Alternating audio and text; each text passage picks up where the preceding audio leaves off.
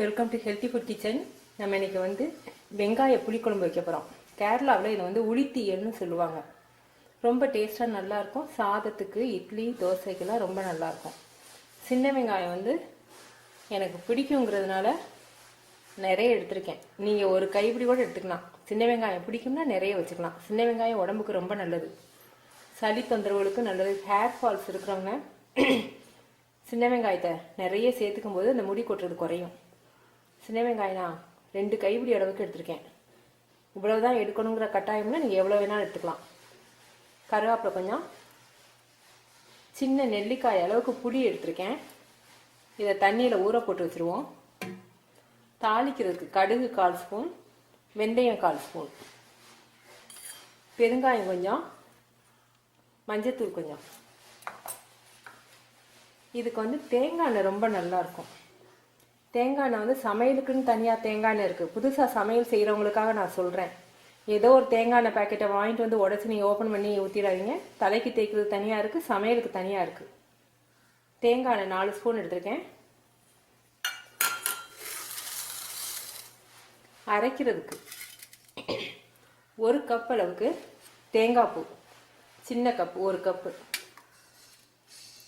2 table spoon மல்லி. இது வந்து காஷ்மீர் மிளகா, கேரளா மிளகா.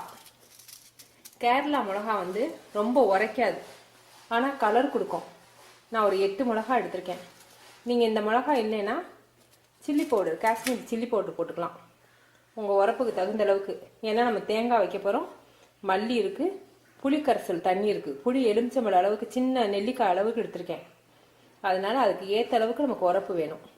உரப்பு டேஸ்ட் நீங்கள் ஏற்ற அளவுக்கு போட்டுக்கோங்க. அப்புறம் நிறைய பேர் எனக்கு மண் சட்டிக்கு வந்து நிறைய கமெண்ட்ஸ் வருது. சாரி, எல்லா கமெண்ட்ஸுக்கும் என்னால் பதில் உடனுக்குடன் அனுப்ப முடியல. மண் சட்டி வந்து இந்த மாதிரி இருக்கணும். கருப்பு கலர் மண் சட்டியும் வருது. நீங்கள் தண்ணிக்குள்ளே, நான் சொன்ன மாதிரி 2 வீடியோ போட்டிருக்கேன்.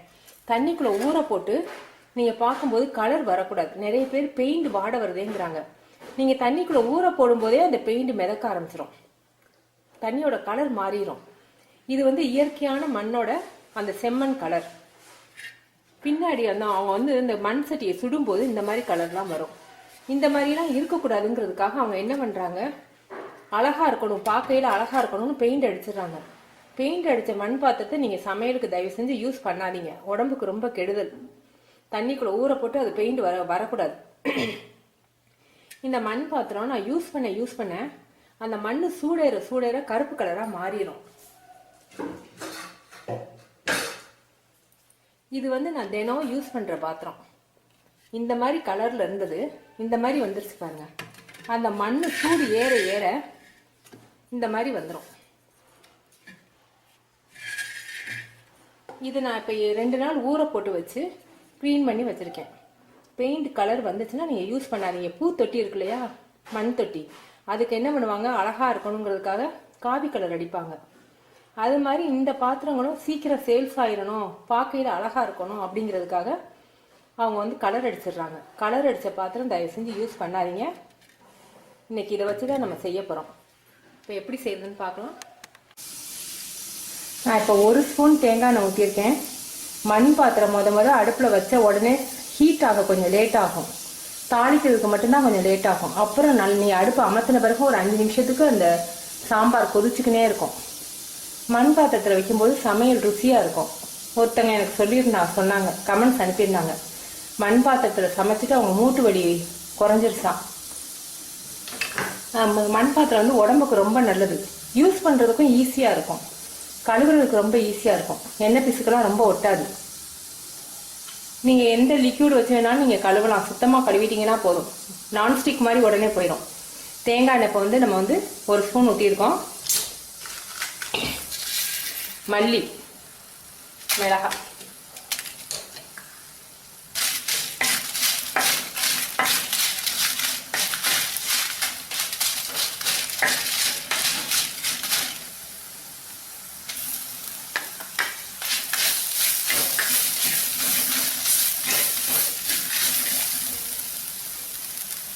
மண் பாத்திரத்தில் நீங்கள் முத தேங்காயெல்லாம் வதக்குனீங்கன்னா அது அந்த சமையலில் நீங்கள் என்ன சமையல் செஞ்சாலும் அதில் இருக்கும். அந்த வாசம் இருக்கும். ஒரு 5 மாதத்துக்கு 6 மாதத்துக்கு இருக்கும். அதுக்கப்புறம் அந்த வாசம் போயிடும். மண் சட்டி யூஸ் பண்ண அந்த மண் வாசனை மட்டும் வரும்.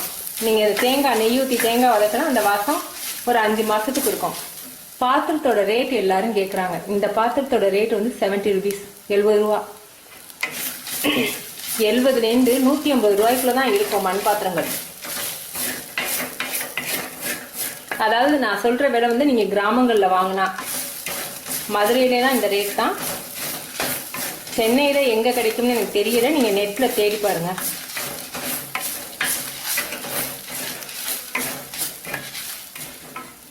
மண் பாத்திரத்தை நீங்கள் சமைக்கும் போது ஆவி அடிக்கும் ரொம்ப. அதனால க்ளவுஸ் போட்டுக்கோங்க, இல்லாட்டி கனமான துணி வச்சுக்கோங்க.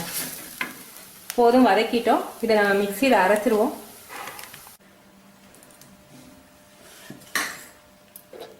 மிக்சியில் இப்போ அரைச்சிருவோம். இதை இப்போ திரும்ப ஆன் பண்ணி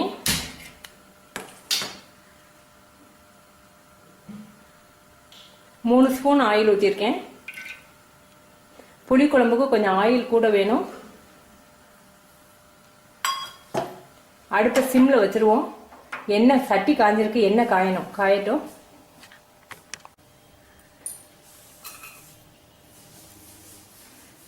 கடுகு, வெந்தயம்,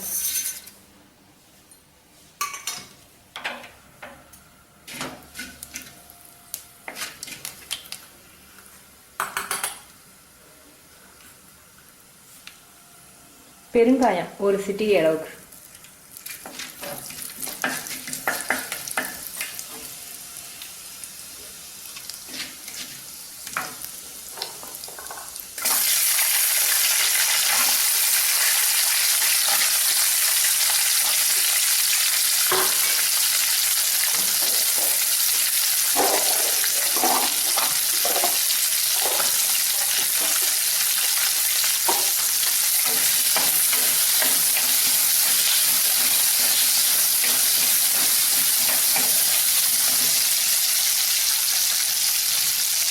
மஞ்சத்தூள்,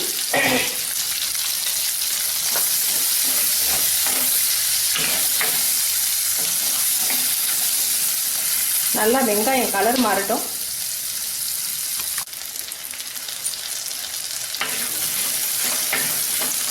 வெங்காயம் பாதி நல்லா வெந்துருச்சு, நல்லா ப்ரௌன் கலர்ல வந்துருச்சு. நம்ம அரைச்ச பேஸ்ட், கேரளா மிளகா போட்டதுனால கலர் எப்படி இருக்குன்னு பாருங்க. கேரளா மிளகா வந்து கலர் கொடுக்குமே தவிர்த்து ரொம்ப உரைக்காது.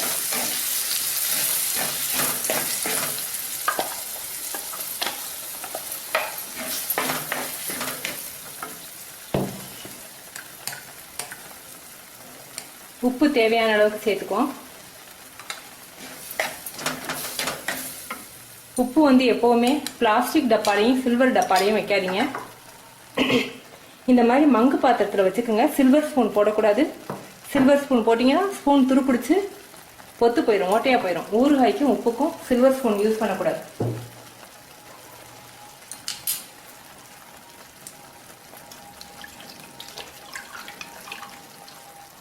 புளிக்கரைசல் தண்ணி,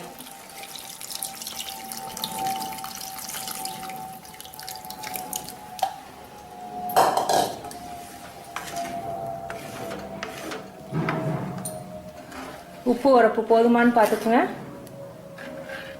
நீங்கள் புளிக்கரைசல் தண்ணியை ஊற்றுறதுக்கு முன்னாடியே அந்த பேஸ்ட்டில் உப்பு உரப்பு போதுமானு பார்த்துக்குங்க. உரப்பு பத்தலைன்னா திரும்ப சில்லி பவுடர் போட்டு அந்த எண்ணெயில் கொஞ்சம் வதக்கிக்கலாம். நீங்கள் புளிக்கரைசல் தண்ணி ஊற்றின பிறகு நீங்கள் மிளகாத்தூள் போடாதீங்க.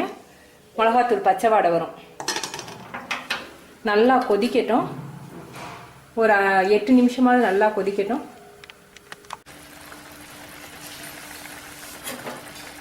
ரெடி ஆயிடுச்சு. வெங்காயம் நல்லா வெந்துருச்சு. குழம்பும் கொஞ்சம் கெட்டியாயிடுச்சு. இன்னும் கெட்டியாக வேணும்னா நீங்கள் இன்னும் கொஞ்சம் வற்ற விடலாம். ஆனால் இது போதும். சாதத்துக்கு வந்து நெய் ஊற்றி இந்த குழம்பு ஊற்றி சாப்பிட்டிங்கன்னா ரொம்ப டேஸ்ட்டாக இருக்கும். இட்லி தோசைக்கும் சாப்பிட்டிங்கன்னா நல்லாயிருக்கும். இப்போ நம்ம என்ன பண்ண போகிறோம், கடைசியாக கொஞ்சம் வெல்லம் சேர்க்க போகிறோம். ஏன்னா புளிப்பும் உரப்பும் அதிகமாக இருக்கு இல்லையா, அப்போ வந்து நம்ம கொஞ்சோண்டு வெல்லம் சேர்த்தோம்னா ருசி நல்லாயிருக்கும்.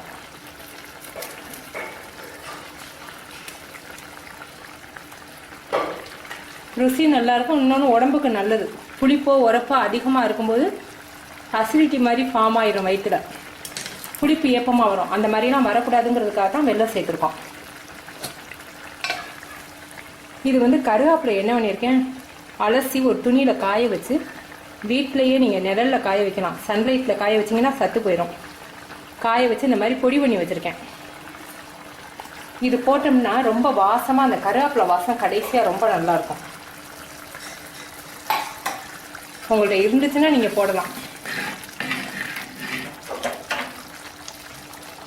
ரெடி ஆயிடுச்சு. ரவா தோசைக்கு, கோதுமை தோசைக்கு கூட ரொம்ப நல்லாயிருக்கும். சோள தோசைக்கும் நல்லாயிருக்கும். நல்லா மொறு மொறுன்னு தோசை ஊற்றி இந்த கெட்டி குழம்பு ஊற்றி சாப்பிட்டிங்கன்னா ரொம்ப டேஸ்ட்டாக இருக்கும். நீங்கள் செஞ்சு பார்த்துட்டு உங்கள் கமெண்ட்ஸ் எனக்கு சொல்லுங்கள். நான் இப்போ அடுப்பை அமர்த்திடுறேன் பாருங்கள். ஆனாலும் வந்து கொதிக்கும். அடுப்பு அமர்த்தி தான் இருக்குது, அமர்த்திட்டேன். ஆனாலும் மண் சட்டியில் கொதிக்குது பாருங்கள். ஒரு 5 நிமிஷத்துக்கு இப்படி கொதிக்கும். கொதிச்சு இன்னும் கொஞ்சம் கூட கெட்டியாக வந்துடும். அடுப்பு அமர்த்திட்டேன். இன்னும் எப்படி கொதிக்குதுன்னு பாருங்கள். இதுதான் மண் சட்டியோடைய ஸ்பெஷலே. அதுதான் கொஞ்சம் கொதிச்சு இன்னும் கொஞ்சம் கெட்டியாக வந்துடும். ரொம்ப டேஸ்ட்டாக இருக்கும். நீங்கள் செஞ்சு பார்த்துட்டு உங்கள் கமெண்ட்ஸ் எனக்கு சொல்லுங்கள். தேங்க்யூ.